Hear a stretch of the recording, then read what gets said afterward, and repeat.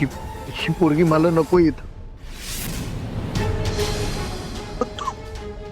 तिला तिला सांगा बाहेर जा म्हणून.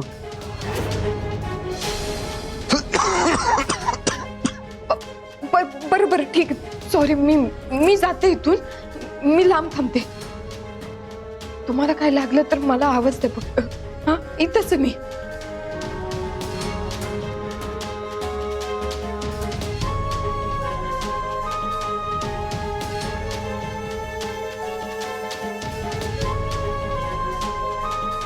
सर प्लीज तुम्ही शांत झोपा.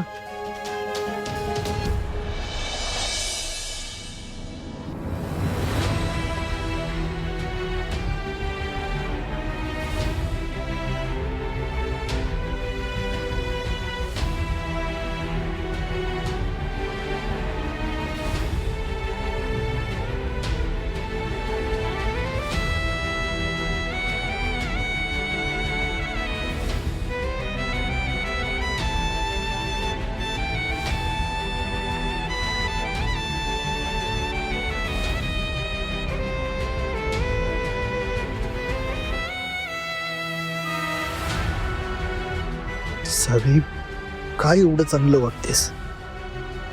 मला मला नकोय तुझा हा चंगुलपणा. त्रास होतोय मला त्याचा.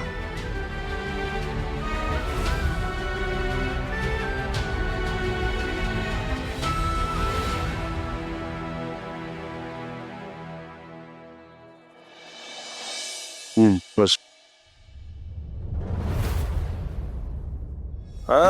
काय दोघं मुजुमदार नाश्त्याचा आनंद घ्यायला थोडं तर. घे बस की तू पण नाश्त्याचा आनंद घे. अच्छा अच्छा अच्छा अच्छा. बरं ते ना दवाखान्यात कोण आहे? अच्छा, आई आहे तुमची तिकडे.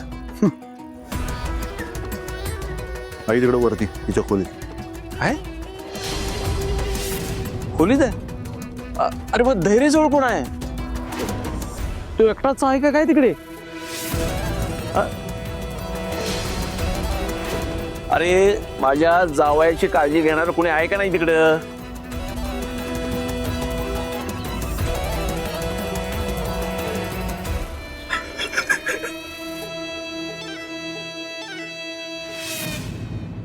दादा हा मामा आहे की नाही एका वेगळ्याच दुनियेत असतोय. त्या दुनियेचं नाव काय माहिती? खोट्या आशेची दुनिया. ए बाबा दात काढ नका म्हणजे रे. हा, आणि बघ सकाळी सकाळी तुझी कोडी सोडवायला आलेली नाही इकडे मी. काय बोलायचं आहे ना ते स्पष्टपणे बोल. ए मामा ऐक, तुला का नाही स्पष्टच सांगतो, तुझ्या स्वप्नातला जो कोणी जावं आहे का नाही, त्याच्या लग्नाची खरी खोरी बायको तिथं बसली आहे. ती त्याची काळजी घेत. काय? होय. आणि तिनंच आईला आणि आम्हाला घरी पाठवलंय. पाठवलं? हाकललं. हाकललं म्हणून हाकललं.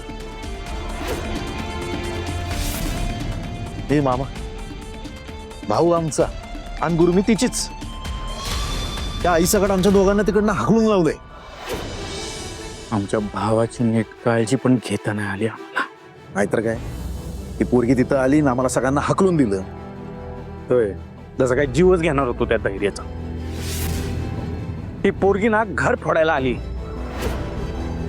अरे काय बोलायला लागलाय तुम्ही? हा भास्कर, विलास, अरे काय झालंय मुजुमदारा? त्यांच्या आगीसारख्या तोऱ्यावर कोणी पाणी शिंपडलंय? अरे भास्कर, विलास,